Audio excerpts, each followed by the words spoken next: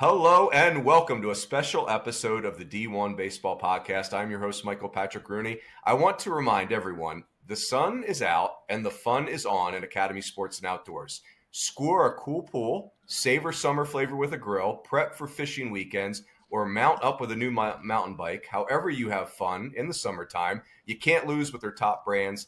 Gear up online at academy.com or at your local store. So thank you to our good friends at Academy Sports and Outdoors. Speaking of good friends, I've got this is a draft podcast. We're going to do kind of a hybrid mock draft. And so I've got the director of credibility at D1Baseball, David Seifert. I've got Seif Dog here. And then I've got Burke, who does a ton, Chris Burke, if you will. Chris from Louisville, if you're a podcast faithful listener, who does a ton of draft coverage for the Worldwide Leader for ESPN. So I've got Burke and Seif. We're turning this into a little bit of a tradition. So, boys, we're gonna work our way around the top 30 picks. We won't worry about like the top 43. Now, of course, if you're listening to this and you haven't checked Twitter today, breaking news: the Nationals, who have the first pick in the draft, fired Mike Rizzo and Dave Martinez, their manager, today. So that is wild. I think Mike Rizzo was the second longest tenured GM in baseball outside of Brian Cashman, and really like a scout at heart and someone who's, his career was really synonymous with the draft. But Burke, I'm going to do you first. So here's my question for you. Where were you? You were the 10th overall pick, I think, fix that number if I got it wrong, by the Astros in 2001, the year you were SEC Player of the Year. Where were you when you got drafted? Were we like just painting the town red, or what were you doing? No. So I think it was between – I can't remember if it was between Supers and Omaha or between regionals and Supers. But we were in my buddy's house where I was a resident. We were in his living room. This was the old dial-up days. So my family, my girlfriend, now wife, and some other teammates are just sitting around listening to the draft. And you guys remember these days, it would go super fast. Like, I don't even know, Seif, was it every minute, every 2 minutes? I mean, it was fast. Well, the whole day I'd been on the phone. The whole day I'd been on the phone with people. And my agent, best he could figure, Barry Meister was his name, was that I was going to go, the highest I would go, I think, was 14th maybe to the Blue Jays. So we were kind of just listening to the early part of the draft. And he had told me, like, hey, man, I'll call you right after you get drafted. And so all of a sudden, we're just sitting, it's quiet. We're listening to the picks, and it says, with the 10th pick from the University of Tennessee, the Houston Astros select shortstop Chris Burke. And we all looked at each other. When I tell you I hadn't talked to a single Astro scout, I had not talked to one Astro scout. Zero. My dad remembers that some Astro scout had asked me to sign something in Hoover or something, a release form for my personality test, that MLB, whatever. But no in-home visits, no calls, no nothing. So nobody celebrates. We're all just looking around at each other like, is this real? My agent hasn't called. So I'm not kidding you. I think it gets to the next pick, and we're like, I think that just happened. So then we kind of stand up, and we're hugging each other. And like 5 minutes after that, after we've kind of hoot and hollered or whatever, some hugs, it was still kind of not real. The phone rings. It's my agent, and he apologizes. He had the 7th pick. You remember Chris Smith, left-handed pitcher from he went to like Cumberland College. New York, Florida State. Yeah, What's that? Yeah. So anyway. I remember him. He was like a New York kid who went to Florida State, came back to Cumberland. Yep, I remember him. Yes. Well, he was the 7th pick, so Barry had been on the phone with him. So, like, it was, and I didn't even realize that. I don't even know that Barry had it. So, anyway, long story short, I'm on the phone with long story longer. I'm on the phone with my agent, and my mom says, Chris, I think you need to take this phone call. And I'm like, who is it? She's like, he says it's Peyton Manning. And I was like, no. Mom. I was like, Mom, stop. Like, that's one of my buddies. There's no way Peyton Manning's called the house. She's like, Chris, I think it's Peyton Manning. I'm like, Barry, hold on real quick. Oh, my gosh. I go the guy who was the administrator over baseball, a guy by the name of Carmen Tagano, was real close with Peyton when they were there. And Carmen had just said, hey, man, me and this kid have become buddies. Like, you should call him on his draft day. So Peyton was just – Carmen had told him that I gotten drafted. Peyton was just calling to be nice. And it kind of added to the whole, like, what is going on right here? So, yeah. So then we all kind of – so I finished the call with him. I got back on the phone with my agent. And then I hung up, and we all just looked at each other like, okay, like that. We didn't see any of that coming. So, yeah, that's my draft day story. Oh, my gosh. That's amazing. Yeah. That is amazing. Oh, my gosh. Wow. What were we even doing in the early 2000s? Seif, when you were with the Phillies scouting, I know, right? When you were with the Phillies, Seif, who was you probably had, I would imagine as a scout, making the phone calls to players that you've selected is really fun. Do you have one that sticks out that was like super rewarding or fun to make? Well, probably the one that sticks out the most is my first one, right? Like, you get into scouting, and that's why you scout, to sign players. And my first call, the first player I ever had drafted was 20th rounder in 2009, Darren Ruff. So my first one turned out to be my first big leaguer, so super cool, right? I got a call from my cross-checker who was in Philadelphia, in the draft room, called me at home and said, hey, we just took Ruff with our 20th pick. And, obviously my first one ever, super, super excited. He goes, now get in the car and go sign him. He needs to be signed like by tomorrow noon or whatever, right? So I hop in the car while I'm driving through Iowa. I'm not sure if I was halfway through Illinois into Iowa yet or where I was, but he calls me. I got like the 25th round pick, and then I got like the 31st round pick. And I think I got 5 picks that day. And the irony is Marty Wolliver, best scouting director in the history for me, he was drafting a bunch of kids from Omaha, from Nebraska, which is where he's from. So I think my first year, I got 4 kids from that, the Omaha area, Nebraska, Omaha, Creighton. They got one from Nebraska, and then one's from like a small in high school, like Belleville or something. Anyway, so I drove to Omaha, the 8.5 hours from Omaha, signed Ruff, signed Evan Porter. He's the head coach at UNO. Yeah. Signed him. Signed a pitcher from the Belleville College, and signed one more guy all in one swoop. Took I took Porter and Ruff to a steakhouse in Omaha, which there's not a better place to go to steakhouse. And then signed the other 2 that, later that day or whatever. But it was basically get in the car, go, signed all 4 in one day, got them signed and came back home. So super cool day. Yeah. Oh my gosh. That's amazing. And 1 shot, 1 kill, Seif. Look at you. Yeah, no, it was. So yeah, it was good. It was a good first draft for sure. Oh, that's awesome. Hey boys, let's jump in here. So here's what we're gonna do. We're gonna work our way around the draft, top 30 picks. We're obviously gonna focus on the college players, and when there's an appropriate time to select a high school player, we'll do that. The high school shortstops in this draft. Some of our smart people at D1Baseball are gonna have to fix this for me, but I think the word I want is ubiquitous. Like there's a million high school shortstops that are, and quite honestly, I don't know. I know the famous ones. I don't know all of them. But what we're going to do is I'm going to work off of some mock drafts that are out there. We've got one from ESPN, one from Baseball America, and we've got one from MLB Pipeline. So we'll use that kind of like just as our skeleton.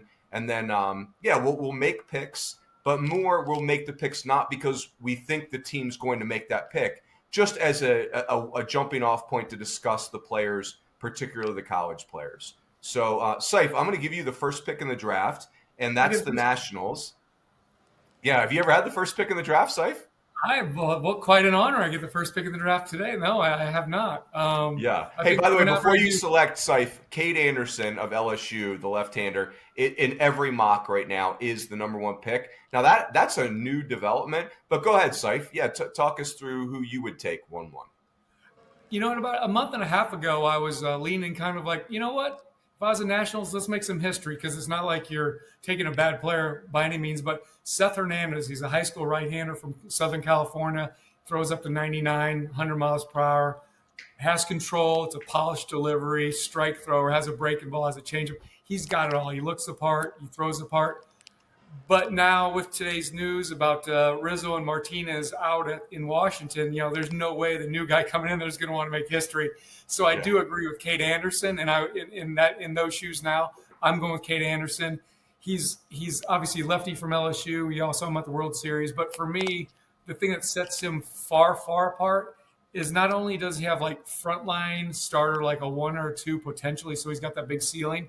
He's also got a super high floor. So if he doesn't hit as a 1 or 2, he's still in your rotation, and he's still a dude. You know, the only red flag on him, I guess it's like a yellow flag now, is he had Tommy John as a high school senior in 2022. So how many more years does that first Tommy John surgery last? And different organizations tell you a different number of years.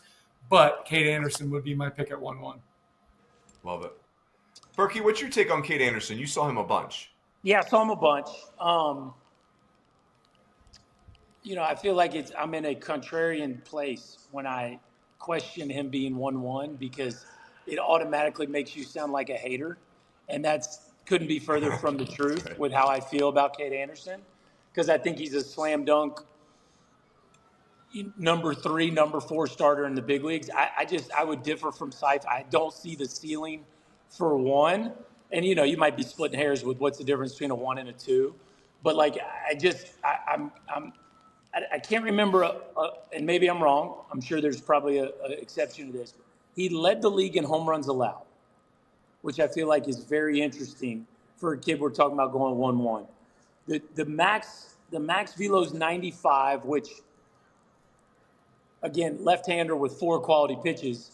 And I think probably another jump in the body, which is where I think Seif is probably going with his projection there. Like, if it gets up to where he's pitching at 96, 97, maybe I could see a Max Fried, Cole Hamels type ceiling for him.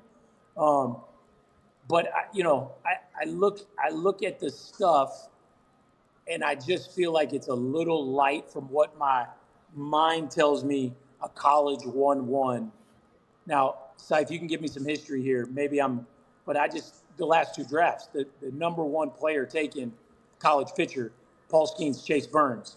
Like, to me, Cade Anderson's stuff is not in that league. Now, again, I know that sounds like I'm down on him. I'm not down on him. But I feel like if it depends on what you want with your number 1 pick.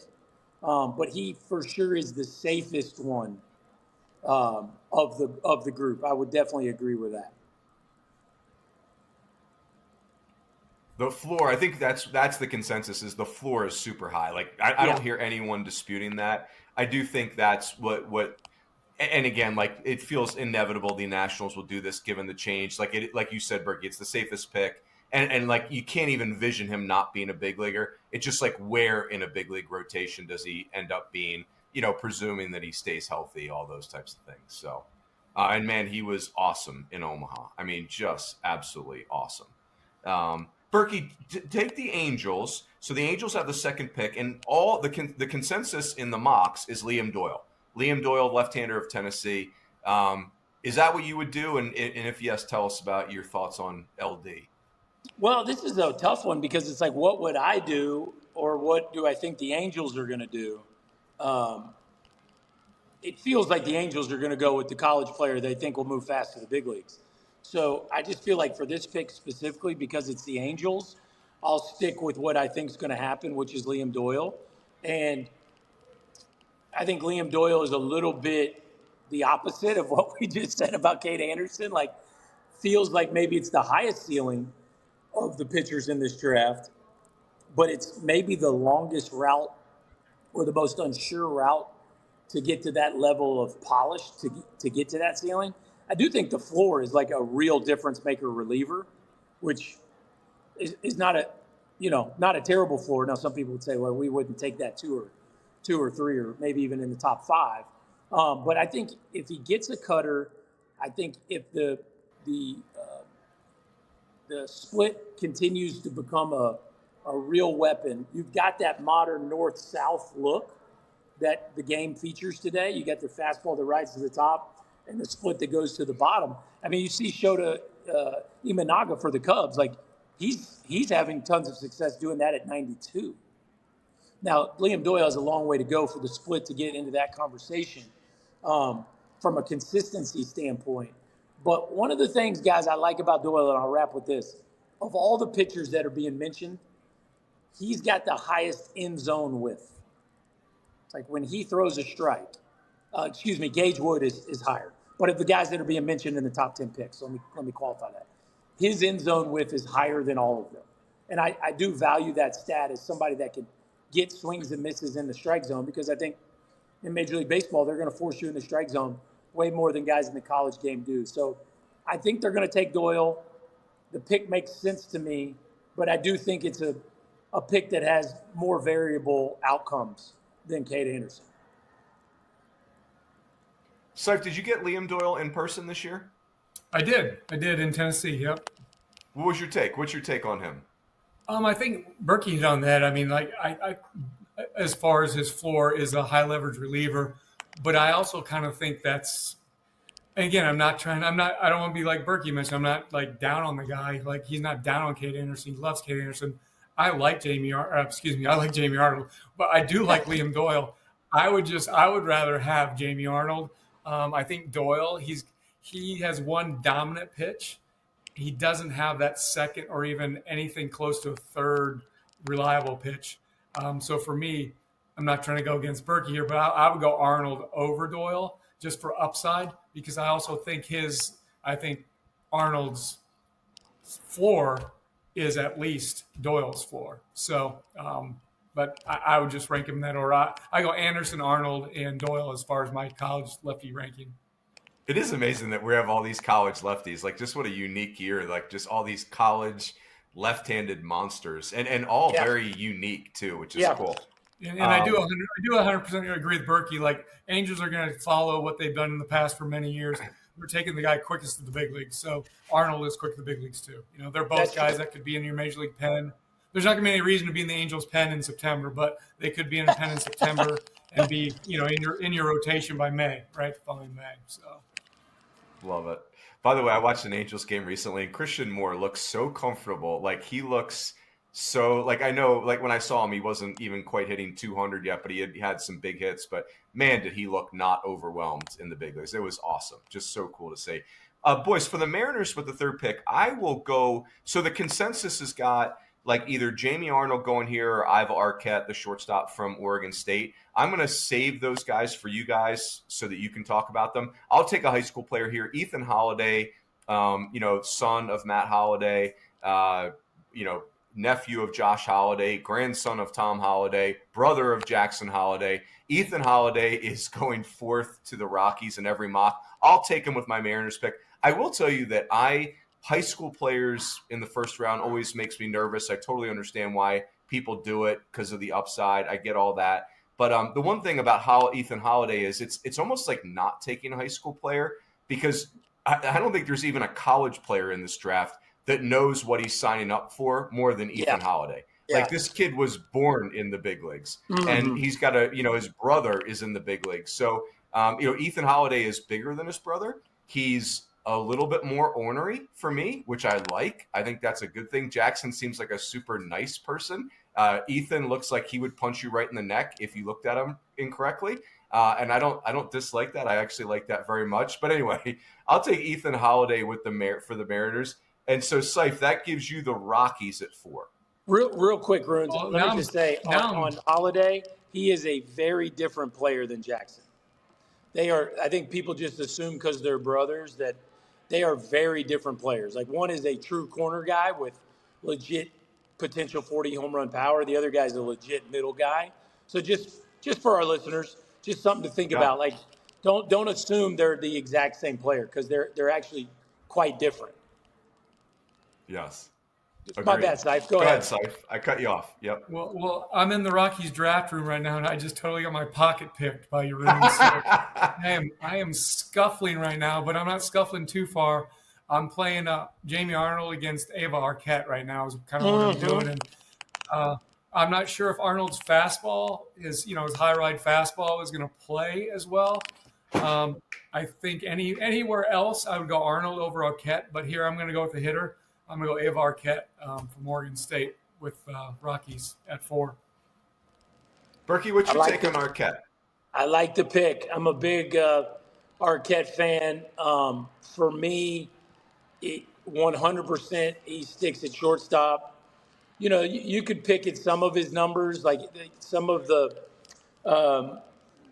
chase or end zone width isn't what you call elite, but the impact is like you stack him up with some of the other guys. I did my chart that you guys loved last year, and you look at his max exit velos and his 90 percentile exit velos. Like he impacts the ball. So you got real power with a real shortstop, and the thought that even there's more room in the frame. Yeah, I love the pick. I think they're going to take Ethan Holiday if he gets to him, but I do love Ivar Kep. By the way, Ethan Holiday, I say this chuckling. Ethan Holiday is committed to Oklahoma State. Of course, there's Oh, yeah. a 0% chance that he'll ever wear that uniform. But Berkey, so we got the Cardinals at 5. So Ivar Kep is off the board. Who do you like at 5 for the Cardinals? Then it's definitely going to be Jamie Arnold. You look at Arnold, it's a fastball that's going to, probably up to 97, 98. As Seif said, it's that high carry look. There's the sweeper breaking ball. He's shown the changeup. Like, it is a more polished arsenal than you'll get from Liam Doyle. I think, for me, like, again, I look at that end zone whiff. So Arnold's end zone whiff, 24%. Like, I don't know. He did finish strong. He actually did really have a nice finish to the season after the middle part not being as dominant. But I just feel like the stuff's a click lighter than Doyle's, and the polish in the command is a click off of Anderson. And again, I'm splitting hairs. You got to rank them somehow, right? But I still think it's a legit big league starter. I think he's a comfortable floor as a real left-handed reliever, and so I don't think there's any way you pass up on that talent in the number 5 pick. Yep. Hey, Berkey, you referenced 24% in zone whiff. For context, where would you want that to be? Like, what's good in zone whiff look like? Okay, so put it this way. So, like, I'll give you. I think we have time to do this. I've got Gage Wood, Liam Doyle, Tyler Bremner, Cade Anderson, AJ Russell, Jamie Arnold, J.B. Middleton, Kyson Witherspoon, Marcus Phillips, Anthony Ianson, Patrick Forbes, and Zach Root. So basically, if you've made a top 43 mock, I've got you pinned in a group. You with me? And so I've got all those guys' numbers all pinned in a grouping that I'm looking at right now. So the average end zone whiff of that group is 24%. And his is 24%. So he's average amongst that group, okay? And again, the top 2 guys in that group are Gage Wood and Liam Doyle. Now, there's a lot of metrics you can use to judge guys, but I dealing with big leaguers, I do like the idea of who gets the most swings and misses when they're throwing strikes. So it's just, for me, it's a tool I like to use to separate dudes. And Arnold's is right there in the middle of that pack. Yeah. Hey, when we get to Omaha every year, to me, it's like you start looking at teams' bullpens and you're like, man, can this person throw a strike and create a swing and miss? Because if they can't, we're at a point in the season where it could not go well. Mm-hmm. All right, so I'll take the Pirates boys at 6. And so there's a bunch of high school players in play right here. Seif, you mentioned Seth Hernandez, the kid from, by the way, there's 3 kids from Corona High School in Southern California that are going to be in the mix today. So Seth Hernandez is committed to Vandy. Eli Willits is a shortstop from Oklahoma, committed to Oklahoma, because his brother is the shortstop at Oklahoma, Jackson, and his dad is the offensive coordinator at Oklahoma for baseball, Reggie Willits, the former big leaguer. And so Eli Willits is a switch-hitting shortstop who's very attractive. JoJo Parker is a shortstop from the state of Mississippi who is committed to Mississippi State. He's kind of like you get a hit tool and power, or is what I have read about him. And then Billy Carlson is another kid from Corona High School who's a shortstop who's committed to Tennessee now. And Billy Carlson is like the most elite defender of shortstops in the draft.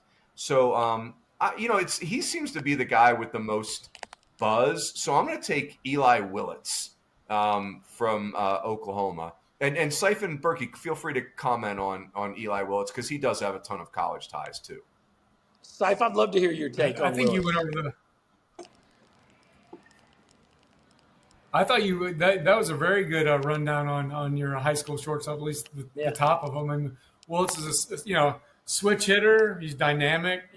I actually have several close friends still in the scouting industry after having worked in it for so many years, and I've had two national cross checkers tell me off the record. So it's off the record as far as I'm not saying who they are, but they would never say this in their draft room because they don't want to go down that road. But they like Willits over Holiday. So, and because they think he can stick at shortstop, and they don't think Holiday will. So if it was up to them, they would take Willits over Holiday. So great pick for the Pirates at 6. Well done, Berkey. What's your take on Willis, Berkey? Yeah, I think Willits is interesting. For me, the ceiling with Holiday is higher. I think he's a switch hitter. He's a gamer, which I love that a high school kid, it's probably some of the pedigree, is getting so much buzz for just how good a player he is, right? But I do think some of that is harder to gauge with a high school kid because it's not 3 years of college baseball where you've seen him against a ton of other big league type players in a major conference setting. I think the raw tools are pretty parish for this kind of pick. It's 55 runner. It's a 45, 50 pound. Like there's no super carrying tool that would normally equate to being a top 5 pick other than people just think he's a baller. So I think he's really interesting to watch because it does feel like kind of a low floor high school kid, which you don't usually say, but I would not put his ceiling in, for me, I would not put his ceiling in Holiday's class.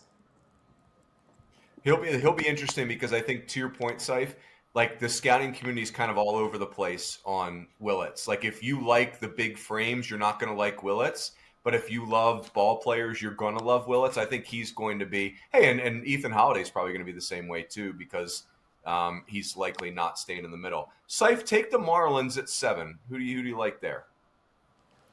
Yeah, I think you have your choice really of some good high school picks right now. Or the next college guy for me would be Kyson Witherspoon. So either go high school shortstop, or go Witherspoon. And I would probably go with either Carlson. I'd probably stick with Carlson. He seems to be a little bit Holiday, a little bit Willits, likely to stay at shortstop. And he's got the gamer ability, as Berkey mentioned with Willits, but he's also got some upside to his game as well. So Billy Carlson, the shortstop from Corona High School in Southern California. What I've read about him is that people are like the impact with the bat is the tool that's down the list of his tools, because his actions at shortstop are glorious. Like, you would pay to watch him take ground balls. And apparently it's a bazooka for an arm. Mm-hmm. I think I read somewhere where he touched 97 on the mound at one point. So yep. I think his defense is very intoxicating, and the offense is. I'm sure it's great, but it's not what you're thinking about like with an Ethan Holiday. Yeah, I think what's interesting with all these high school kids, there's some teams that just won't look at kids that are old, right? So if you look at Billy Carlson, he's 19 on draft day. So some teams just like they're out on that. But what's interesting to me is, as somebody that lives in the early high school, middle school coaching world, there's a couple of things you realize about young people, which is some of them are old with their age relative to their grade, but their bodies are still very young. And like, if you look at Billy Carlson, okay, he's 19, but that's a body that still has a couple physical jumps left in it, And so if I was in one of those boardrooms, I'd say, hey, look, we need to look at this 19-year-old different than a 19-year-old who's already, his chest is filling out his jersey and his quads are popping out of his pants. Because to me, Carlson's probably the most tooled out one of these picks, but some people knock him because he's older. And so that'll be interesting to see if he does develop some of the impact that people are looking for with the bat. Because you're right, Runes, that's kind of the question mark with him right now. Berkey, stay with take the Blue Jays at 8 if you don't mind. Yeah, I'll go Blue Jays at 8, and we'll get back on the college side of things here. Here's an interesting one. Okay, so it looks like Ike Irish is going to be the first college. I don't really consider Ivar Arquette a bat because he's an athlete position player, but he is a college position player, right? But he's more than a bat. He's a shortstop. He's a real shortstop. But it looks like Ike Irish is going to be the first college bat off the board, if you'll give me that term for him. And Ike's interesting because, Runes, I was telling you all year, to me, Ike Irish and Andrew Fisher were the two best hitters in the Southeastern Conference. And if you really look at Ike Irish's SEC versus SEC numbers, like he was right up there at the top of almost every list, right there with Fisher and Ace Reese. Well, I think what's most fascinating about Ike Irish is if you talk to the Auburn guys, they absolutely think he deserves a chance to catch. And so to me, like the fact he's being considered as a right fielder, maybe even first baseman type and a top 10 pick, like what if he can catch? And so because of that, because you already might think he's the best kind of true bat in the class, and there's a chance he would catch, it would be really hard for me to pass up him in the top 10.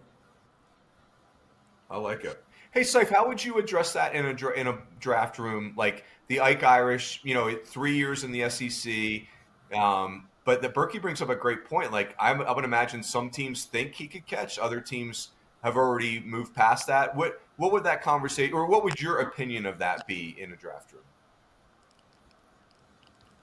My opinion is based on my experience, right? So in my experience, I've seen Kyle Schwarber drafted as a catcher, 4th overall, because the Cubs thought he could catch. I don't think he caught a day in the big leagues, or very little in the big leagues.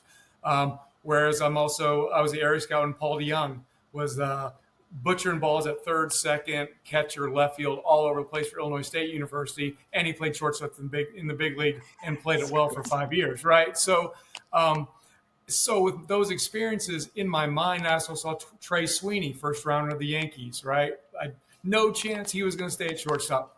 He's playing shortstop, and he's doing just fine, right? So my experience, I give college shortstops who they say, oh, he's going to have to go to the hot corner. I give them a big benefit of doubt just because I think that can be developed, the reps. I don't give college guys who think they could be a catcher, especially now. Ike Irish has plenty of arm strength, but he has no idea where that ball is going. So you not only have to work on his receiving, which is workable, and his blocking, which is workable. It's just the erratic arm that you've really got to factor in for me. So I would not take Irish here. I would take him in the top 10, as Burke would too, but he's taking him 8. I think he's 2, 3, 4 picks, maybe.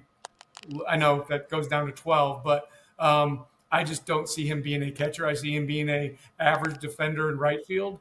So now he's really got to get to the power, and his profile really changes. And for me, I just there's a couple other profiles on the board right now that I would take over Irish, but I do like Irish. Liked him, since he walked onto campus at Auburn, Michigan kid. So, that's what I got. Man, Seif, when you said Kyle Schwarber, the Phillies fan in me said, let's take him 1-1. Let's go. They're going to do statues for Kyle Schwarber in Philadelphia. But Kyle Schwarber, leadoff hitter for a playoff club, right? There you go. That's right. Leadoff DH. It's the best. All right, so I'm going to take the Reds at 9, and I'll do the high school side. I'm either going to do JoJo Parker here, or I'm going to do Seth Hernandez. And I'll do – I mean, the Reds are so rich with pitching. I know you have to take the best available, but if I need a tiebreaker, why don't I take JoJo Parker? Like I said, shortstop from Mississippi. It doesn't sound like people are super it almost feels like Ethan Holiday light, if that makes sense, yes, where it's right. A physical shortstop who's probably moved into a corner, but you're buying bat to ball and power. So, again, JoJo Parker, shortstop committed to Mississippi State. He's probably going in this range. So let me have the Reds take him. So, Seif, that would give you the White Sox at 10. See, and this is probably where I would have taken Irish. I'd love to see him on the south side here of Chicago. But I'm just going with best player on the board right here, Kyson Witherspoon for me. Burke was talking about whiff rates and everything else. He was, obviously he mentioned Witherspoon's name in there. I'm not comparing him to Paul Skeens, but like Skeens averaged, I think what he averaged 98 miles per hour his junior year. The plus slider, the changeup that's only gotten better, and he's added some other pitches too. I guess he's working on a cutter now. So I don't want to compare people to Skeens, but Witherspoon's pretty close. I mean, he averaged 96.5 miles per hour with his fastball. It's a whiff fastball. It's not a super high whiff fastball, but it does get whiffs. He's got the good curveball. He's got a cutter. He's got a slider. He's got a changeup. The changeup and the curveball are both high whiff pitches. Overall, I don't know what stats Burke uses. We must be using different stats, which is part of the deal too. I have his in zone whiff rate at 22%. His overall whiff rate at 30%. But see, that's with 5 pitches. So to me, the whiff rate does matter. In zone whiff rate matters more. But when you got 5 pitches and they're all pitches you throw, the whiff rate matters less. I would just take the top 3. Kind of like when you break down like position players, right? We're all concerned about the average, trying to get the OFP for his 5 tools. You take the average. Well, who cares if a catcher is a 20 runner, right? So you throw that one out. So I'm throwing out his least 2 whiff rates, and that drives Kyson's whiff rate way up. We know he's a hard worker. We know he's a 10 human being. We know he gets after it. We know he competes. There's just so much I like about Kyson Witherspoon. I would take him here 10 with the White Sox. And they need pitching too. I don't know if they've won 20 games yet, but they need a lot of everything. But another pitcher to go in that top 3 of the rotation would be a good fit. Seif, I think the White Sox shopping list is fairly girthy. They're open to anything. Hey, Berkey, so you're going to have the A's at 11. By the way, Nick Kurtz is sitting in the middle of their order and thriving. That is like so amazing and cool. He played college baseball a year ago. So the mocks really get wonky now, right? So ESPN, Kylie McDaniel and his crew have Steele Hall, a high school shortstop from the state of Alabama who's committed to Tennessee for the A's. Baseball America has Tyler Bremner, the right-hander from UC Santa Barbara, who Berkey mentioned. And then MLB Pipeline has Gavin Keelan, the middle infielder, was at Louisville, now at Tennessee, or then at Tennessee. So Berkey, who do you like for the A's here? Again, I feel like I keep making picks that I think are going to happen as opposed to just, giving necessarily my opinion. I think the A's are going to go Gavin Keelan. They've had so much success with college bats here recently. And you look at Keelan, it feels like a perfect pairing with Jacob Wilson. Like it feels a little Swanson Horner-ish up the middle, just 2 rock solid, catch the ball, not exactly the same profiles offensively, but like super high bat to ball, very high contact, walked more than he struck out. There is some impact there. He clearly made a big jump this year with extra base hits. And, like the opposite of the pitcher getting in zone whiff, as a hitter, you don't want in zone whiff. And Keelan's one of the best in this class. The average hitters that are mocked in the first 40 or 50 picks are about 84% in zone contact, and Keelan's at 88. Like he's up there, right? So he's one of the best bat to ball guys in this draft. He could play short if you needed him to. He could probably play third if you needed him to. But to me, he's a left-handed hitting second baseman. I don't think he gives you Brandon Lau kind of production, but it could get there maybe. Like he's got a knack for hitting the ball in the barrel, and it just feels like the A's have had success with college bats that are quick movers, and it wouldn't surprise me if they went that route again. Well, I love it. And that's cool that I guess that's where the metrics really help us, is that like Gavin Keelan missed some time in the SEC, and I heard Tony Vitello talk about how it reminded him a little of Billy Amick, where the time really, it wasn't just the injury, it was like it just really messed up the rhythm of the kid's season, because Keelan wasn't quite the same guy he was. So like you could hear people start to say, oh, well, maybe when the SEC exposed him, but clearly that the scouting community does not agree with that at all, and he's going to be a big pick. I'll take the Rangers at 12, and I will take Seth Hernandez here, the right-hander, because we have not taken him yet, and he clearly is going probably before him here. Yes. Like, hey, he's not making it to 12. There's no way. No, the Rangers aren't getting him. By the way, I did hear one mock had this Daniel Pierce, a shortstop from Mill Creek, Georgia, who's committed to Georgia in this range for the Rangers. A comp I read on Steele Hall, because apparently he's a 70 runner, like the run tool is what's keep people captivated, was like a Trey Turner, where like it doesn't necessarily look perfect at shortstop yet, but the athleticism and the want to are just so over the top that everybody's in on him. But yeah, let me do Hernandez just so we get him off the board because he won't still be here. So, Seif, you'd have the Giants. If I'm the Giants, picking right here, it'd be between Aloy and Bremner for me. Although I really do like the bat of Devin Taylor. I think he's the most consistent bat in college the last 3 years, even better than Irish, even better than some of those other guys. But I'd probably go with Bremner. I just really like I can't get out of my head. I saw him last summer, the USA CNT trials, and he was absolutely lights out. So was Kyson Witherspoon. So was Anthony Ianson. But Bremner just really, really stuck in my head. I saw a 70 turbo sweeper.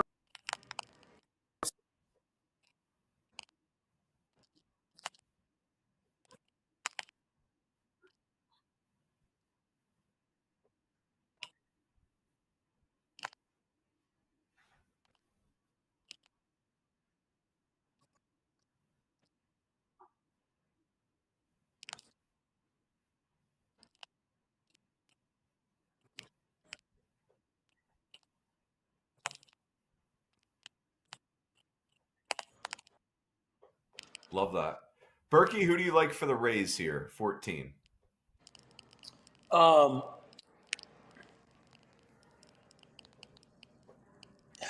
It's funny you said Devin Taylor. Like, if you took everything that anybody knows about any of these players, college position players, and you just showed them the data, Devin Taylor would be the first pick, and it's not even close. It's not even close. Like, so True Media has a stat called barrel percentage, which is 95 plus at 10 to 25 degree launch. You with me, Runes? So basically, every ball that every hitting coach has ever told you, do that as much as you can, right? A rocket, okay? Just a rocket to the outfield. So his barrel percentage amongst this group of players, okay, is 49%. Okay. Wow. The next closest is Andrew Fisher at 34%. Wow. He's 15 points higher than the next college bat. Now, I was saying that Ike Irish is going to go probably the first college bat, whatever, but obviously we talked about Arquette. Arquette's is 30. Irish is 24. So, again, Devin Taylor's is 49%. Now, I keep scratching my head. I keep asking people, like, and his chase is the lowest.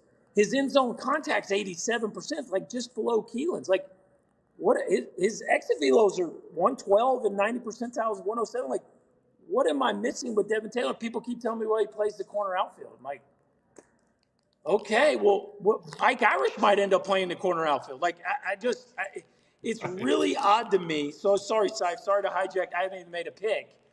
But again, I'm not going to pick Devin Taylor because nobody has him mocked in the top 25 picks. Nobody. But yeah, sorry. No, none of the ML of the ones you sent us, Runes. And Seif, please send me yours. But so all that being said, I'm going Wehiwa Aloy, and this is a risky pick because of the swing and miss. So, the end zone whiff, like Wehiwa's is the lowest of this group. He swings and misses the most at strikes. He chases one of the highest in this group. Like, there's real concerns, but he definitely can stick at shortstop. I'm not saying he'll necessarily be your organization's best shortstop, but he sticks there. He can play the position. And he leads this group in extra base hits. Like, it's real damage. He obviously hit for a very high average, which, again, you can take that stat for whatever you want. But he clearly showed that when he was right with the barrel this year, that he was doing a ton of damage. And I just don't think you find that package. Like, the exit velos are as high as anybody in this group. And I don't care if he hits 230. If he can hit 25 home runs and really play shortstop, to me, that's a pick worth taking here in the, what are we at, the early teens? Yep, early teens, yep.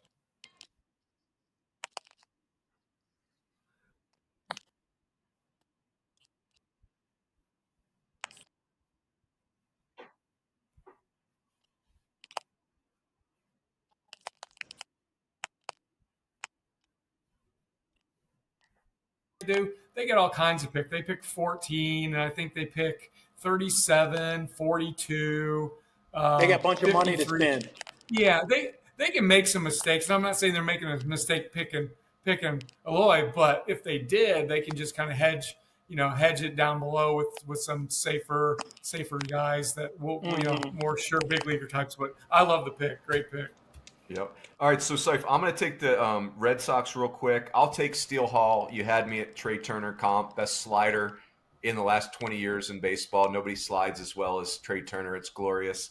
So so that takes another high school player off the board. Seif, you got the Twins.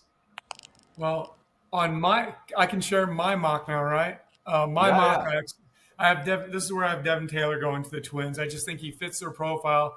The Twins model is super college heavy for the most part. I know they've taken high school kids too, but their model really likes years of performance, right? They're not taking the pop-up one-year performer college guy.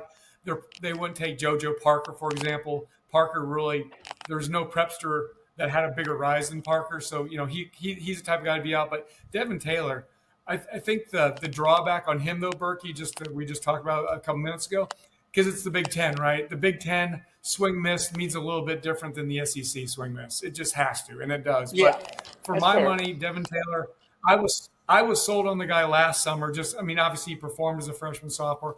I saw him at the USA CNT trials. I also then went from the trials a couple weeks later back to the Cape. He's back in the Cape. So he went to the Cape, USA CNT, made the team, went back to the Cape, finished out the Cape season. The guy was on fumes, but he was continued to perform, and that just sold me. Like, when guys do that, I'm all in on them, all in on those guys. And Taylor may not have the greatest tool set, but he's got the hit tool and he's got the power tool. So I'm all in on Taylor. Yep. By the way, Devin Taylor, because to your point, Burke, he's not in all of these mocks necessarily. 6'1", 215 pounds is what he's listed at. He's a left-handed hitter. I would say he's going to be 230 pounds in a blink in pro ball. Like, he's a fire hydrant, physical, like it's a bat. It's funny, like there's a little Kyle Schwarber here too, but he's a left fielder, and that's where he's going to play. He's going to be left fielder DH, and really good player for Indiana. So, Burke, you've got the Cubs. So I'm going to go probably I'm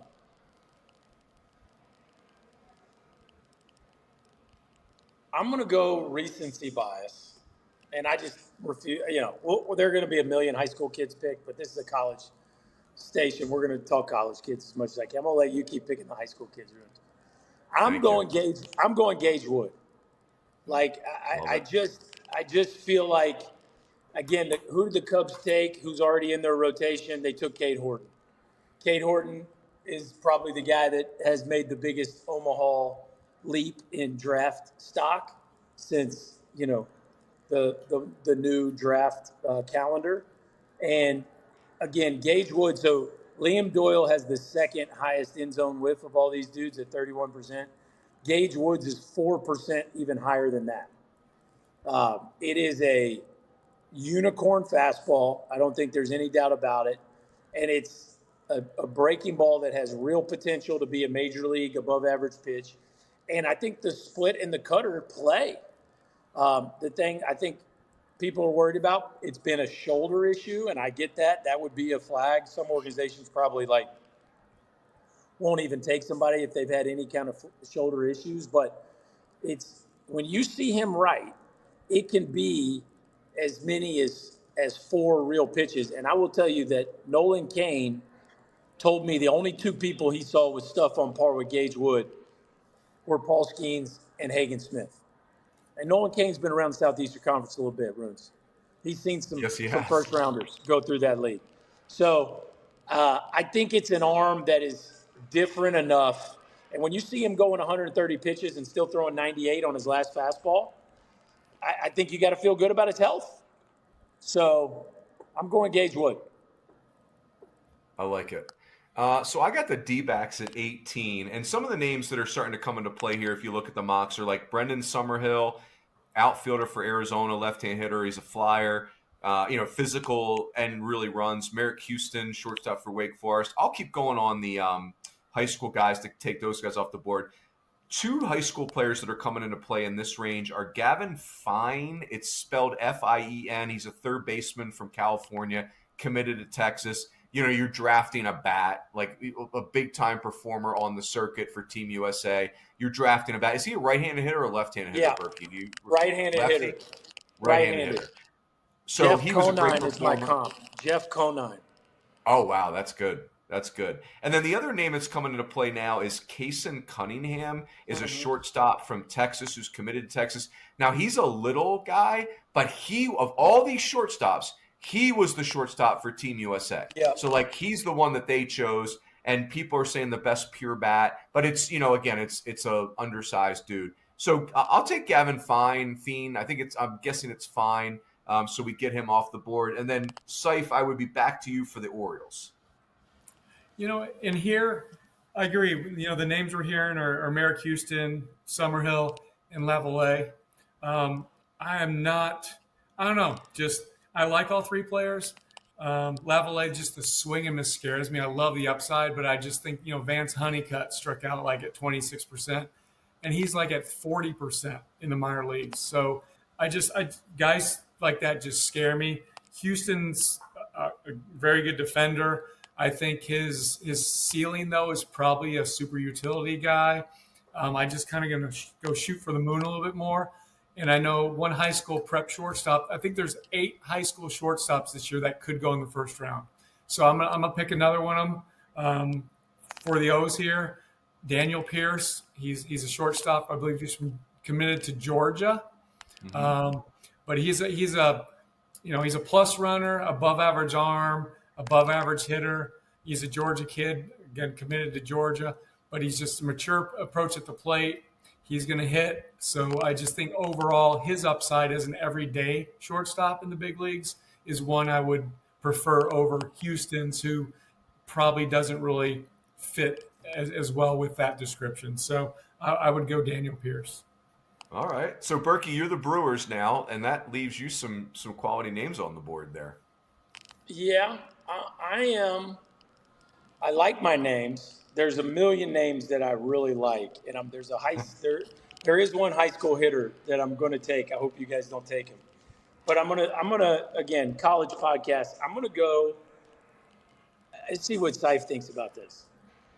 I'm gonna go Luke Stevenson. Ooh. Okay, give me a real left-handed hitting catcher that's going to hit the ball out of the ballpark, knows how to get the ball in the air, impacts the ball at as high as level as any hitter in this draft. So Luke Stevenson's max exit velos, I round up when I do these, but is 115, which is right there with your boy Brandon Compton runes as the top dude in this class as far as that are going to be taken this high, and the 90 percentile is right up there towards the top of the class too at 107. So this is a guy that can really impact the ball. He can really throw, and yeah, is he going to swing and miss? Yes, but left-handed hitting catchers that can hit the ball out of the ballpark have, Seif talks about a track record, 2 straight years of hitting the ball out of the ballpark while catching every day at North Carolina. Those dudes aren't laying around on street corners. So give me Luke Stevenson. I love it. Seif, any take there? If you had asked me in the preseason, I'd Luke Stevenson in the top 5 overall college players. So yeah, I mean, I love it. I'm not sure how much I love it now because just like Berkey likes he goes with the whiff rates and the end zone whiff rates for the pitchers, right? Hitters, I don't know. He just whiffs too much. He went to the same college as Vance Honeycutt, who's whiffing, like I said, 40%. I didn't really care for Honeycutt's swing, so I can see it. Stevenson has a better swing, but he still misses it as often. I agree with Berkey on the power. He's going to hit 25 home runs, catch every day behind the plate. He's got a plus arm. He's a plus defender. I get all that. But, we're picking 20 here. We're not going to have the perfect player. So I'm in with you, Berkey. I think that's a solid pick at 20. Yeah. Thank you, Seif. Thank you. There, we have consensus in the draft room. Hey, Runs, did you pick with Arizona? You picked Fine, right? Yes, I did. Yes. Yep, okay, Gavin Fine. With the so I've got the Astros at 21, and I will take Kason Cunningham. It is interesting though, like he's listed at 5'9", 170, left-handed hitter, obviously just a ball player. Everyone's convinced he's going to hit. Everyone's convinced he's going to stay at shortstop. I mean, 5'9", 170. I'm 5'9". I just don't see a lot of Mike Rooneys in the big leagues. Like man. It's kind of McGonigal. It's kind of Tamar Johnson, but a better defensive player. But I'm with you, Runes. Like it is interesting to see that body type and how highly he's valued in this draft. Yeah, and I feel like a betrayer. Like I feel like Benedict Arnold because Pedroia is my boy, but Pedroia was the 50th pick. Like Dustin Pedroia was the 50th pick in the draft, and then we're talking about 21 right now. And then Kevin McGonigal, I think, was a sandwich pick, but whatever. Like, hey, short kings unite. Let's go. Let's rise up. Tamar Johnson was like what, fourth? Yeah, and that has not gone great, right? He was way up there. Yeah, right. So, Seif, you got the Bravos, the Braves. Oh, I'm up again, huh? All right. Well, I thought Gage would be a perfect pick here, but obviously Burke picked me with the Cubs. They're at 17. Man, I wasn't prepared. I got caught off guard here, but I'll probably go another high school shortstop. There's so many good ones. We haven't spoken about Billy Carlson yet, Xavier Nyans, Josh Hammond. So there's still three really good ones. Carlson, we did take Seif, but the other two not. Yep. Yeah. Oh, we did 7. Sorry, my apologies. Yeah. So between Nyans and Hammond, man, Hammond, he's put together. There's not a ton of projection, but I love the guy. Just like we were talking about the bazooka arm that Carlson has earlier. Hammond's got one too. I saw him 2 years ago in the prep baseball All-American game in Milwaukee. He just put on a show. He was with the younger team. He was with the 25s, and they're playing the 24s. But just based on what I've seen, I'd rather have a high school shortstop that's got some ceiling, some projection to him here rather than the next available college guy. So I would go with Josh Hammond. Yeah, so cool story on Josh Hammond. Yeah. And he's, like you said, Seif, like he was more pitcher than hitter for a while. And he is Joey Hammond's son. Joey Hammond, the head coach at High Point. That's his son. Committed to Wake Forest, Josh Hammond. Yes. Yeah. And I left off too. Sorry. He's shortstop, third baseman. He's a North Carolina prep. So there you go. Excellent. All right, Josh Hammond. Very cool. Burke, so you have the Royals at 23. Yeah. I'm gonna hold on to my sleeper because I think he'll get back to me. Nyans? I thought Nyans was your sleeper, and Burke. No, I'm going Nyans. He's not my sleeper. His tools are too loud to be a sleeper. To me, people talk about JoJo Parker. To me, Nyans and Holiday potentially have similar profiles, more so than JoJo Parker, even though I really do like the bat with JoJo Parker. But I think Xavier Nyans got a chance to be 65, 70 raw power kind of dude. I don't see him sticking in the middle of the infield. But it's if he plays third, if he plays left or right, if he plays first, like it's that kind of power. And he's up to 93 on the mound. So you could play him, at third or right field, and he's got that kind of power. Oregon State commit. And it just feels like somebody's taking this kid in the top 25 pick. So I'll go Nyans. Very cool. All right, so I got the Tigers at 24, right? So the name that there's a couple of names that are in the mocks for the Tigers. There's Devin Taylor, who's off our board, and Slater DeBrun is a center fielder from Summit High School in Oregon. Is that your guy? I won't take him, so you can talk about him. He's committed to Vandy. All right, so you know who I'll take in this neighborhood is I will take Cruz Schoolcraft, who's a left-handed pitcher committed to Tennessee. He's also from Oregon. Rise up, Pacific Northwest. Look at you, all these prospects. But I thought Oregon was a little state. Apparently, it's producing baseball players at a high level. Cruz Schoolcraft committed to Tennessee, 6'8". He's exactly what you think he is. He's massive. He's actually very physical. He throws 1,000,000 miles an hour and has just torn up high school hitters. So Cruz Schoolcraft, 6'8" lefty from the state of Oregon, committed to Tennessee for the Tigers. Have you seen him hit? Have you seen him hit? I saw at one of the high school events. I did see him like take BP, but you know, he can hit. But he's going out as a pitcher, though, right? Yeah, he's going out as a pitcher. Yep. Seif, you got the Padres at 25. All right, so since Slater DeBrum is off limits here, I'm gonna go with another center fielder. He also plays a little second base, but Sean Gamble from IMG Academy in Florida. He's a Vanderbilt commit. A lot to like here. And again, I'm just going on upside compared to what's available in the college class right now. There's a lot of solid college baseball players left on the board, but just as far as upside, everyday guys who project every day. But Gamble's a left-handed hitting shortstop, 6'1", 190. He's going to hit. He's got some pop. He's an above-average runner, above-average arm. Profiles an everyday guy at shortstop. So Gamble would be my pick. He is a little bit older. He turns 19 today. Happy birthday, Mr. Gamble. Yeah, there you go. Gotta love it. All right, so Berkey, you better take your guy with the Phillies pick at 26.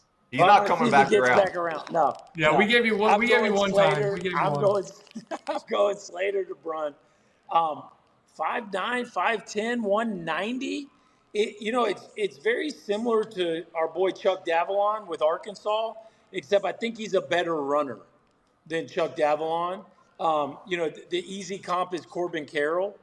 And I will tell you, for me, aesthetically, I think his swing is even ahead of Corbin Carroll's.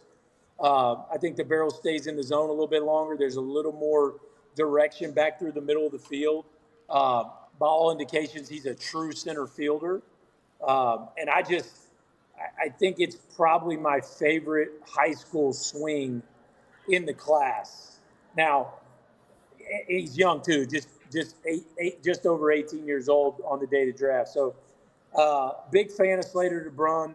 Clearly, people are going to question, can he get to his power? But I think similar to Corbin Carroll, like when your swing is that on plane and that flat, you can pull the ball in the air. And if you can pull the ball in the air, you don't need 55 raw power to hit home runs. You can hit 20 home runs with a bunch of balls at 98 to 102 miles an hour if you spin it good and pull it. So I'll go Slater DeBrun. Love it. Boy, again, it just like blows me away that a high school outfielder who's probably maxed out is a first round pick. Yeah. But and maybe part of that's the data. Like the data just gives us more certainty, or it makes you feel like you know the player more than we did 15 years ago. Well, and the players have become in vogue. Smaller players have become much more in vogue. And there's some Drew Gilbert in Slater DeBrun too, by the way, just the body type. So anyway, that's very fair. Yeah. So I got the Guardians at 27. So some of the names kind of in this neighborhood in the mocks, Ethan Conrad, I'd say center fielder from Wake Forest who missed the end of the year with a shoulder injury. Remember, he transferred in from Marist. And so we don't really get to see him that much. He did well, but like he's physical and fast, and it's middle of the field. I believe he's a left-handed hitter. I wish we had seen him more. Like maybe that makes Wake Forest season a little bit differently because and by the way, Wake Forest with another first-round pick. I mean, unbelievable the talent they're attracting to that program. Caden Bodine's in this neighborhood. By the way. Say it again. Two. I mean, probably two. Merrick Houston's probably going to go in the first round. So probably two. Merrick Houston's still on the board here. Let me take Ethan Conrad, and I'll leave Merrick Houston on the board, but I'll take Ethan Conrad of Wake. And so, Seif, you're going to have the Royals at 28. Yeah, I think this, for me, I'd be very comfortable here. My choice right now is between Merrick Houston and Andrew Fisher. Either I want the slick fielding guy who I know is going to play in the big leagues and probably be a super utility guy in Houston, or Fisher, who I know is going to hit. I'm not sure if he's going to hit enough to play first base. And a few years from now, my boy Kaggs will be at first base for the Royals anyway. So, Berkey, I got to tell you, though, I just mentioned the name Kaggs. I promised myself I wasn't going to say his name tonight as long as you didn't say Charlie Condon. But I messed that up before you did. So my apologies to you because I know how much. How's our boy Kaggs? How's our boy Kaggs doing? Has he gotten going yet? No, he's got a couple homers, but he's up in the bigs. But I think definitely don't think he's I know hitting he's his in weight. the bigs. Yeah. Yeah, I definitely don't think he's hitting his weight, but yeah, he'll figure it out. He'll figure it out. And I think Condon just got promoted.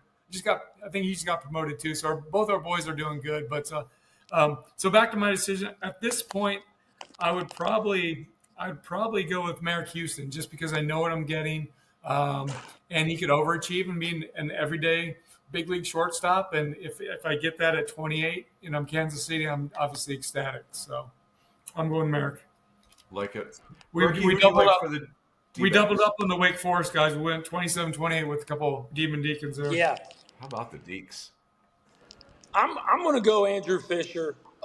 Give me Andrew Fisher to the D-backs. I think he's probably a little more athletic than people think. Like, it wouldn't shock me if he could play a corner outfield spot. I'm not saying he could play third base, but he did do it for 2 years in college. Like, you would think somebody's going to give him a chance to play third base. I will say he did a very nice job at first base. But, man, one of the best professional at-bats that I've seen in the last few years in college baseball there's not a stat for this, but has one of the best abilities to put on the brakes late in a swing decision of anybody I've ever covered. And you look at the numbers again. I go back to my chart, and Andrew Fisher. The exit velos aren't crazy, 110 max exit velo, but his 90 percentile is 107, which means he gets close to his max a ton. And then, like the swing decision stuff is fantastic. Very low chase, 18% chase, 41 extra base hits, which is second on this deal. He led Power 4 in OPS. He led the Southeastern Conference in walks.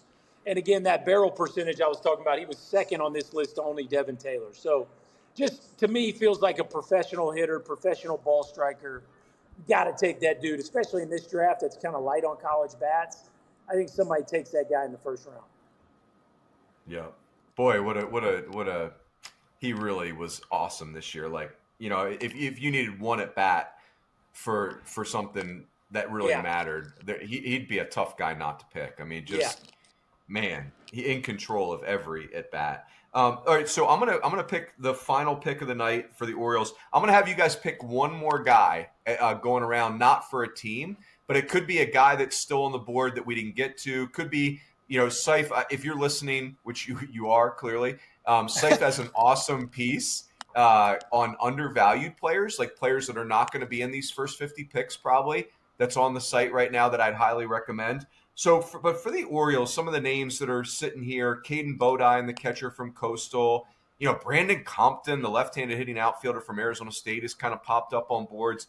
Cam Cannarella's sitting around here. Anthony Ianson, center fielder from Clemson. Riley Quick, big arm with life from Alabama. Anthony Ianson's in this range. Alex Lodice. I mean, there's a Mason Neville from Oregon. Yeah, don't forget about Summerhill. He's fallen here for us too, but he's predicted to be 10 picks higher than where we're at right now. But yeah, so Patrick Forbes is another name, the Louisville right-hander. I will take Summerhill because he seems like a for sure first rounder. Summerhill did have to battle through 2 injuries this year. And one of the injuries was he apparently punched a water cooler, and that's like a tough, that's not great, right? Like that's not a great thing to do in your draft year. But I'm all in on Brendan Summerhill. Like he's 6'3", 200 pounds and flies. So it's like you get that physicality, and it's almost like reminds me of like a big time football athlete. He's a left-handed hitter. He was like awesome for Arizona the last 2 years, and Arizona's had 2 great years. So I would take Summerhill if he was still on the board. I don't think he'll still be on the board at this point. But just a very physical, athletic left-handed hitter that feels like a for sure big leaguer. Seif, who's a name that we didn't call that you would want to take? And it could be like for a later pick, like a 5th round pick from your undervalued list. Give us a name that one more name before we wrap. Yeah, I think that's appropriate. I think for me, if you're in the 4th round, Jacob Walsh, he's a senior first baseman from Oregon. Just super impressed with him. 6'4", 225. Same height, same weight, same left-handed swing, same power. The guy hits at a time. I think his max EV is 117 this year, but just reminds me of Ryan Howard. Ryan Howard was a 5th rounder out of Missouri State, or maybe it was Southwest Missouri back then. I'm not sure, but that's my comp, Jacob Walsh, Oregon. But the guy I probably would pick in the second or late second, early third that I don't think he deserves, or he hasn't received as much attention as he deserves, is Aaron Walton from Arizona. I mean, I just think the world of this guy. He has tools. He's a Mike Trout looking dude that plays center field like Trout.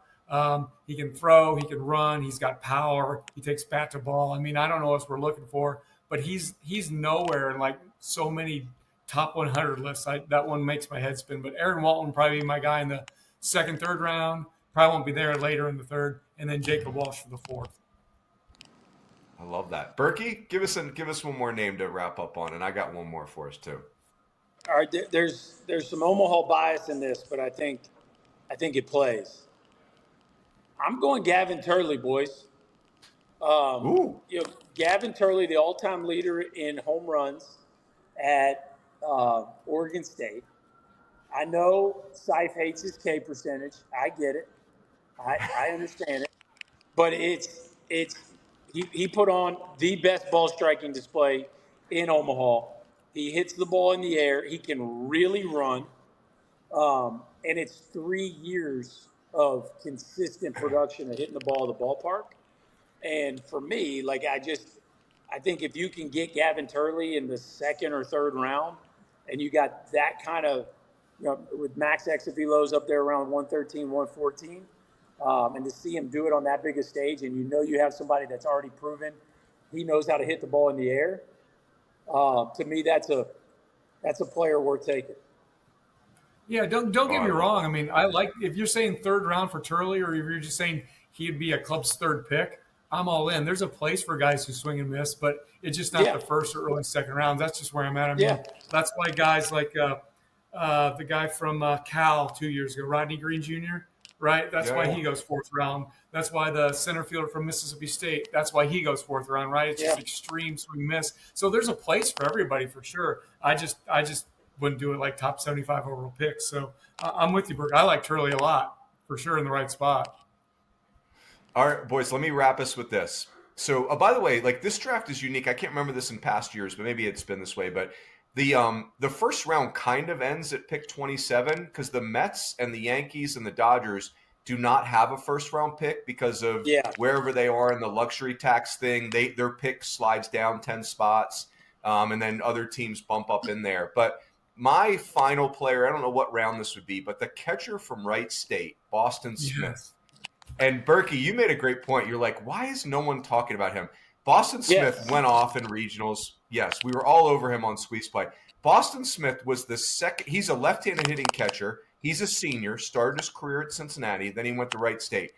In 2024, not last year, not the year we just finished, but 2 years ago, in 2024, Boston Smith was the second team All-Horizon League shortstop. Not catcher, shortstop. They had to move him to shortstop, and he won second team All-League. So he's a catcher this year. He's a left-handed hitter. He entered the month of May. On May 1st, he had 9 home runs. He ended up leading the country in home runs with 26. He hit 17 home runs from May 1st to the end of the season. Just a remarkable run, and just a cool player. Someone's taking him somewhere in the first 10 rounds, I'm sure. And good for you, Boston Smith. I mean, what are we doing here? I just saw him Monday. I just saw him Monday at Citi Field in the Major League Baseball Draft League against the Cape Cod All-Stars and hit one ball to wood bat, 106.1, threw out a runner. His pop time on my watch was 1.9. I mean, I love him. That's a huge undervalued guy right there. Nobody's talking about. Yeah, love it. Boys, well done. This was fun. Let's wrap it right there. We just clocked in at an hour and 15. Remember, Seif's got great stuff on the site. We're going to do a staff mock exercise, not on podcast, but on the website, on the D1 site this week, and in partner with the Prep Baseball group. And then Berkey will have the ESPN coverage. Berkey, just day one you'll be doing for the World. We're doing the first 43 picks. Awesome. So make sure you check that out. And that is it. More podcasts to come, obviously, as we get into the off-season mode. I want to say thank you to Academy Sports and Outdoors. And that is it. We will catch you next time on the D1 Baseball Podcast.